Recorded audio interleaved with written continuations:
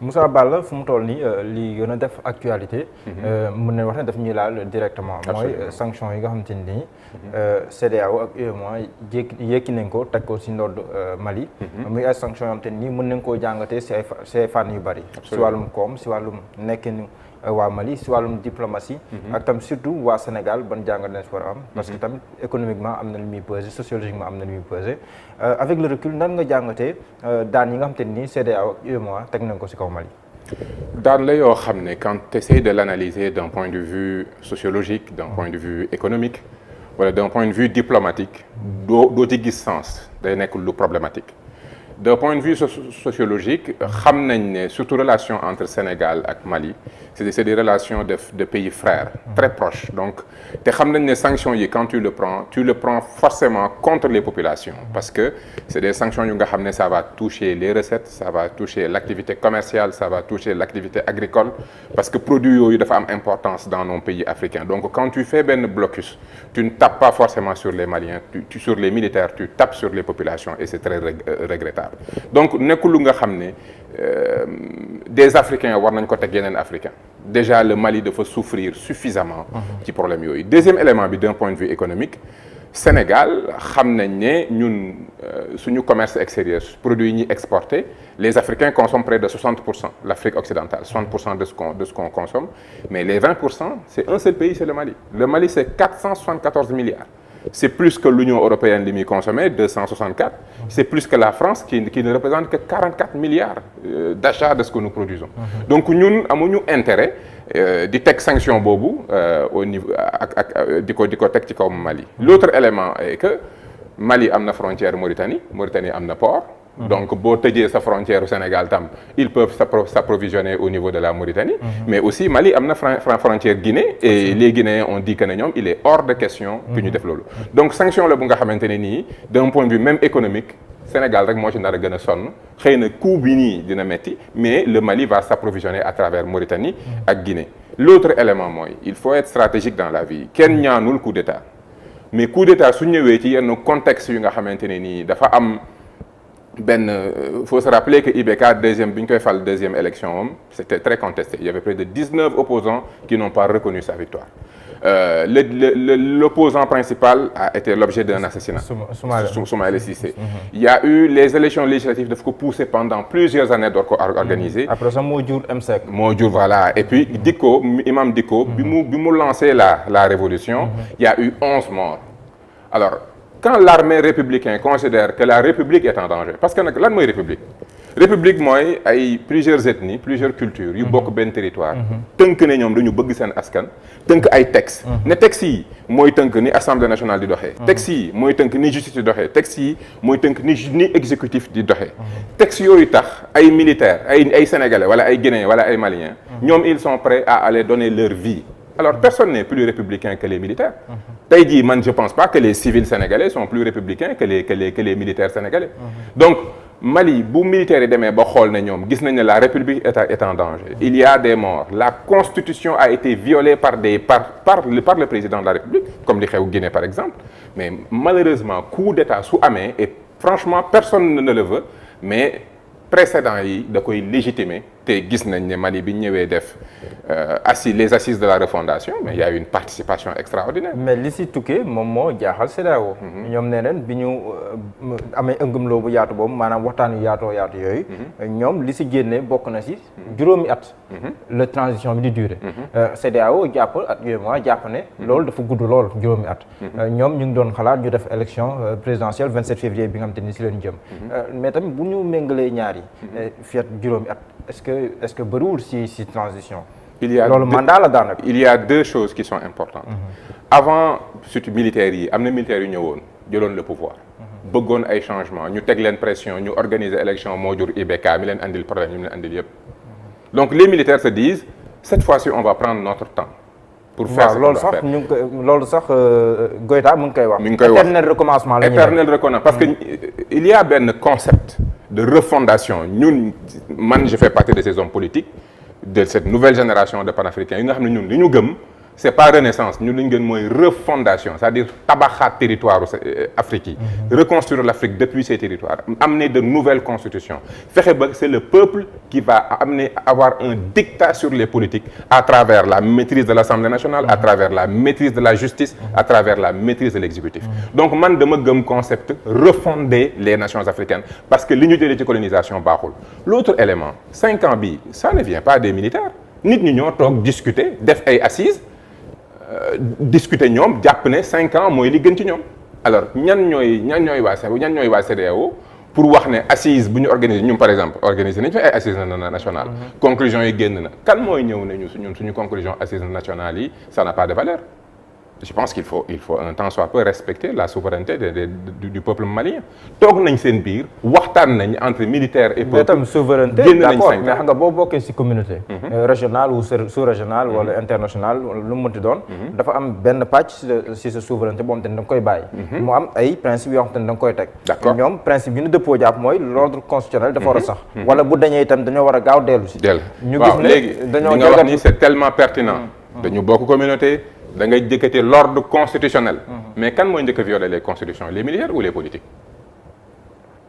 mais Mali du les politiques. ah si. IBK viole constitution pour IBK quand il refuse d'organiser les élections pendant des années. IBK quand l'armée malienne tue près de 11 quand IBK régime révolution bi y a 11 Maliens qui sont morts pour man loolu c'est grave. mais bëgguma donner sentiment que je légitime coup d'état militaire mais dama bëgg nit ci CEDEAO bëgg a demee nii ak xadar ak doole non il y a des circonstances atténuantes man je privilégie la discussion et l'ouverture les militaires ont pris le pouvoir xam nañ contexte biñ ko jëlee il y avait une révolution au niveau Mali il y avait déjà benn soubresaut le pays n'était pas du tout calme il y avait les djihadistes qui étaient à côté le Mali risquait une division les militaires ont pris leurs responsabilités moi ce que je demande mooy de manière vraiment concertée et ouverte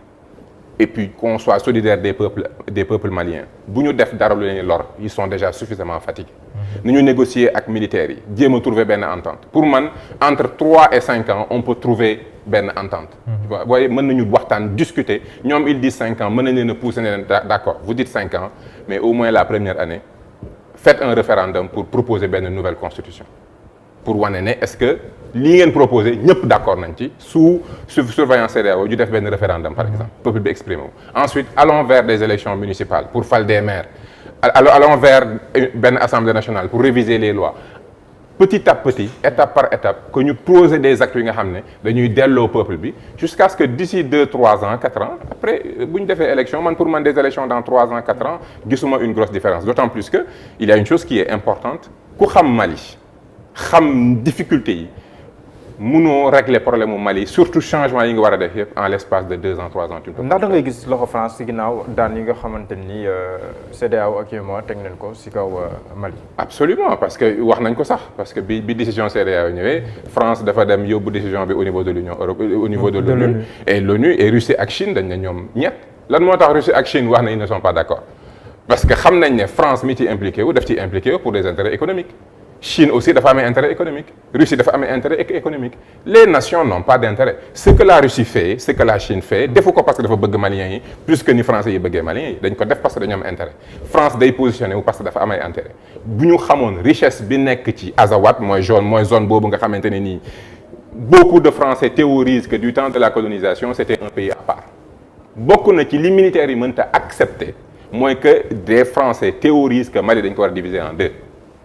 loolu mooy le vrai problème politique entre les militaires et la France.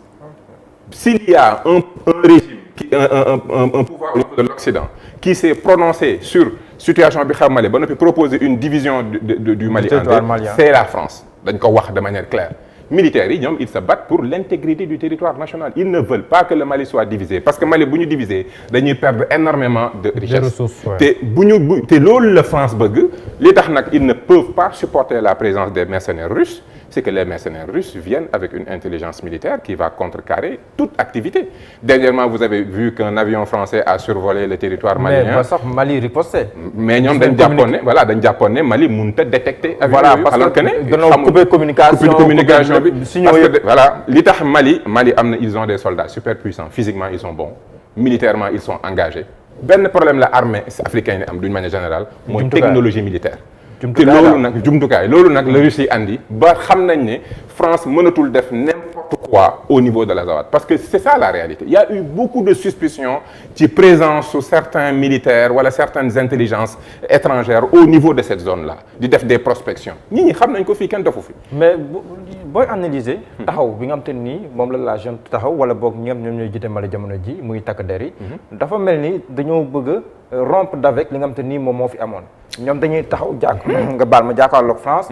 yenn saa su ñoom ay positions yu courageuse ba pare communiqué bi ngay wax démb bi mu amee benn avion dañoo jàpp ne dafa survoler d'une manière illégale dañu rey transport dañu fay transpondeur bi pour lépp lañ fay Mali wan leen ne am nañ jumtukaay yu wane ne identifié nañ avion bi ñu ngi wax ne bu mu amati loolu ban signal la ñuy renvoyer à la France mais le signal bi ñuy renvoyer à la France mooy lépp loo xamante ne nii jàppoon nga ne yaa ñu koy andil mën nañ ko amal suñu bopp ba noppi dañ koy am avec la compétition des autres aujourd'hui Russie day am ne pour que ëllëg bu ñu waree joxe ay marché Russie ñu bañ a def gré à gré comme par exemple terre bi ni ñu jëlee terre bi rek saraxee ko français yi ni ñu jëlee damay joxe exemple rek ni Macky Sall jëlee ndox mi sarax ces contrats là nga xamante ne nii buñ ko mënul nañu lancer appel d'offres que le meilleur gagne loolu mooy la règle Mali est en train de dire au peuple français que c'est fini c'est-à-dire que ne lépp lu ngeen ñu doon andil jàpp ne c'est de l'exceptionnel mën nañ ko am feneen à travers juste la négociation en travers notre offre le pays est suffisamment attrayant on a suffisamment de richesse nit soo xamee sa valeur da ngay jaay sa bopp mais doo saraxe sa bopp ba pare il y a eu un précédent gis nañ cette visite là avorté bi nga xam te ne annoncé woon nañ ko ba Macron waroon dem sax ba Mali mais ay problème protocolaire yu ndaw moom moo waral mbir mi foiré ñëpp jàpp ne loolu bokk na si lii tax France mere Mali ba ngemb waa CEDEAO ak UEMOA ñu daan la xam nga mon cher nous les Africains nous ne changerons jamais rien dans ce monde bu ñu gëmul suñu bopp et malheureusement il y a beaucoup d'hommes politiques yu nga xam ne dañu complexé tubaab lañ gën a teg nit ka africain naar lañ gën a teg nit ka africain gëmuñu seen bopp c'est-à-dire que dañu am benn complexe d'infériorité gëmuñu sénégalais gëmuñu malien gëmuñu guinéen gënuñu kenn des fois damay dégg yenn sénégalais yi di wax sax quand ils parlent tu as l'impression que ñoom dañ jàpp ne ñoo gën malien wala ñoo gën guinéen wala ñoo gën ñeneen nous sommes tous des africains on est ci même bateau bi lañ nekk Sénégal mënu ci génn sans Mali ce que le gouvernement est en train de faire tey jii gisuma et foofu ngay gisee cassure bi am entre ces chefs d'État et leur peuple gisuma sénégalais bu rafetlu lii c'est-à-dire que c'est une décision inadmissible man au plus profond de moi ça me fait mal parce que man ku ma xam Moussa Balla Fofana moi mes origines c'est le peuple malien foofu fa laa jógee mes grands-pères foofu la je connais des amis ñu nga xam ne seen grands-parents Guinée la am na ñu nga xam ne Mauritanie la ñoo bokk on est des Sénégalais d'Afrique comme ñeneen ñu nekkee d'autres nationalités mais on est tous des Africains. Mais on doit se soutenir. gis nañ ne xeetu sanction bi nii boo fàttalikoo. bi coup d'état bi bu ñoom Goïta bi di doog a am. xeetu sanction yi lañ jëloon. mais foofu noonu au moins waxoon nañ ne président Macky Sall. moom xawoon na opposé aussi yenn mesures extrêmes ba amoon sax ay exceptions yoo xam ne jëloon nañ ko. mooy les hydrocarbures rek yooyu. mooy li ñu mooy li ñu reconduire rek ak les produits pharmaceutiques yooyu nga xam ne bokkul ci embargo bi. mais ndax leadership boobu. wala mën am doo ko nangu bii Sénégal wane woon sa jamono jooju. jàpp nga ne Sénégal wane waat na ko si jamono ji. mais wane wu ko et c'est évident parce que bii moom mais ce qu'il faut comprendre c'est que Macky Sall est en fin de règne. Macky Sall se pose beaucoup de questions sur l'après 2024 te bu fekkente ne gëm na ne benn nation dina ko protéger c'est la France donc aujourd'hui lu ko France sant mu def ko c'est aussi simple. Aujourd'hui il sait pertinemment que 2024 bu fi waxee candidature dëkk bi du baax si moom donc il sait que dem bi moom lu wóor la. dem bi lu wóor la donc et il va partir mais il a besoin d'être protégé et c'est pour ça que lu France bëgg am ko au Sénégal c'est aussi simple que ça. mais gis na ni ban conséquence économiquement la mën a am si diggante Mali ak Sénégal. ça va créer beaucoup de problèmes parce que ay produits maliens yu bëri day transiter par le port. vous vous rappelez il y a quelques 3 mois 4 mois ci ginnaaw il y avait benn bagarre entre des transporteurs. Il y avait le communiqué de Mansour Faye un communiqué bu nga xamante ni c'est même pas digne ba ci benn élève bu CM2 sax du bind. communiquer avec autant d'irrespect et c'est extraordinaire. Ouais, on se rappelle ça. Et on voyait déjà qu'il y avait benn tension entre les gens c'est-à-dire que ñun Sénégalais. am na sax camion malien yi accident bi na moon Kaolack après il y a eu ñu dóor benn. voilà il y a eu réciprocité de l'autre côté. Ouais. Ce qu'on doit éviter et j'ai vu le communiqué des Maliens c'était très respectueux c'était vraiment nañu calmer erreur la on va trouver une solution on va le régler parce que on est des frères je pense que problème bi ñu am de plus en plus mooy ñun sénégalais yi dañu am benn position de leadership africains yi dañu naw ci lu bëri. parce que dañu gëm ne lu bëri mën nañ leen ci dimbali. mais en même temps on doit faire très attention bañ a wane benn genre rëy wala benn genre gis suñu bopp parce que nag c'est pas bien te loolu day créer man mi nga xam ne peut-être j'ai eu la chance ou la malchance tukki dund avec d'autres Africains dans des contextes différents on voit comment les Africains en même temps nous respectent, nous estiment mais en même temps des fois dañuy mere parce qu'on a l'impression qu'on les respecte pas comme ils le devraient. On doit faire très attention ci côté boobu donc diplomatie bi nañu xam ne l'Africain est prioritaire. Et puis économiquement, on le voit. Notre exportation, les Africains achètent 60% de ce qu'on exporte. C'est avec eux qu'on doit pouvoir discuter. La France n'achète que 44 milliards, Mali 474 milliards. Pourquoi je devrais poser des problèmes aux Maliens? Tu as soulevé 5. Il y a souligné que Mali a une frontière avec Mauritanie, Mauritanie a un port. Bataille frontière avec Guinée, toujours. Donc situation moi créer opportunité. Est-ce que quand nous yobé Mali, nous retournons vers ces deux pays-là, Algérie, soriwul Mali. Ils vont déplacer le commerce. Voilà. Est-ce que tu as beaucoup si mbir yi ñu wara soral bu mbir bu ki bi yagé? bu lii bu yàggee année prochaine nañ xool les exportations du Sénégal di ngeen gis benn baisse bu am solo bu ci nar a am te lan moo koy andi mooy on va pousser les Maliens à avoir l'habitude et être plus à l'aise à faire affaire avec les Guinéens qu'ils vont considérer comme étant leurs frères plutôt que les Sénégalais qu'ils vont dire que les Sénégalais yi ñoo defoon lii. Il faut faire très attention ci merci beaucoup il faut faire très attention ci approche bi parce que ça fait très mal hein ce qui s'est en tête. Ce matin j'ai vu quand même quelqu'un de très énigmatique comme Salif Keïta. Absolument. Qui a pris position, fait et cause pour l'armée. J'ai vu les joueurs maliens quand ils ont gagné, ils ont fait le signe du militaire pour dire que les militaires li ñuy def ànd nañ ci quelque part. Donc le Sénégal doit être très prudent. Nous ne devons pas perdre cette amitié. Nous ne devons pas perdre 20 millions de consommateurs. Nous ne devons pas perdre 474 milliards. Mais nous ne devons pas perdre tout simplement des frères, des gens qui sont importants pour nous, qui nga xam ne dañuy yokk suñu valeur, yokk suñu culture, mënuñu perdre ñooñu. Il faut que ñu defar suñu diggante, rafetal suñu diggante. Parce que même man, je me posais des questions. Quand le Mali est sous attaque des djihadistes, pourquoi le Sénégal di xaar CEDEAO pour tout de suite wane ne moom Mali dafa am une relation particulière on envoie des soldats on vous assiste en attendant que CEDEAO wala UEMOA wala ONU bëgg a réagir man noonu laa gisee suñu relation ak Mali c'est une relation particulière lii ñu bëgg a def ni xaju ci. D'accord.